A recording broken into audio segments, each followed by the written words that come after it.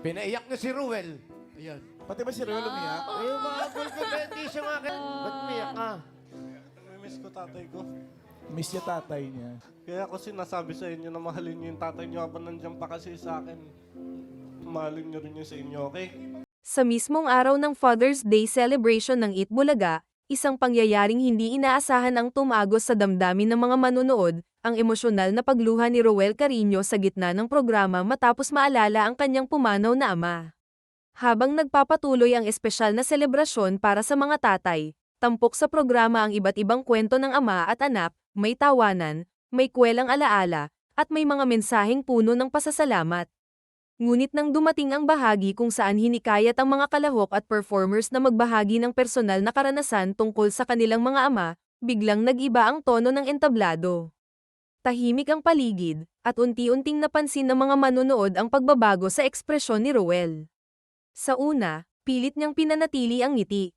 Sanay siyang humarap sa kamera, sanay siyang magpasaya, at sanay siyang magpigil ng emosyon. Ngunit nang mabanggit ang salitang tatay, tila may humila sa pinakaloob ng kanyang puso. Napayuko siya, humigpit ang hawak sa mikropono, at ilang segundo ring hindi nakapagsalita. Doon na nagsimula na maging emosyonal si Roel at naiyak. Hindi agad nagsalita si Roel. Pinili muna niyang huminga ng malalim, tila sinusubukang ipunin ang sarili. Ngunit habang sinusubukan niyang magsalita, nabasag ang kanyang boses. Sa puntong iyon, naging malinaw sa lahat na hindi lamang ito simpleng pag-alala, ito ay isang sugat na matagal nang kinikimkim at muling nabuksan sa araw na para sana sa selebrasyon.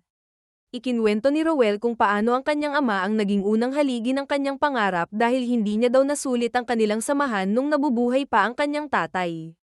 Kaya naman ang mensahe ni Roel para sa mga anak na buhay pa ang kanilang tatay, mahalin niyo ito habang nabubuhay pa sila. Dahil sa mensahe ni Roel, naiyak ang mga dabarkads at pati si Joey De Leon ay hindi na rin napigil na lumuha. Habang nagsasalita si Roel, kapansin-pansin ang katahimikan sa studio. Ang mga host at kapwa performers ay nakatingin sa kanya, hindi bilang kasamahan sa trabaho, kundi bilang isang anak na nagluluksa. Iginagalang nila ang sandali, isang pagkakataon kung saan ang entertainment ay napalitan ng purong emosyon. Tuwing Father's Day, palagi niyang iniisip kung ano ang pakiramdam ng makayakap muli ang kanyang ama. May mga araw daw na kaya niyang maging matatag, ngunit may mga okasyon, gaya ng Father's Day, na kusa talagang bumabalik ang lungkot. Hindi inaasahan ng marami na sa gitna ng programa ito mangyayari, ngunit marahil, ayon sa kanya, iyon ang tamang oras upang ilabas ang matagal na niyang kinikimkim. Ang eksenang iyon ay tumatak hindi lamang sa studio kundi pati sa mga manunood sa telebisyon at online.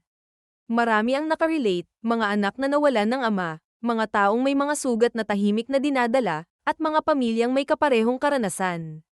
Sa social media, umulan ng mensahe ng pakikiramay at suporta para kay Roel.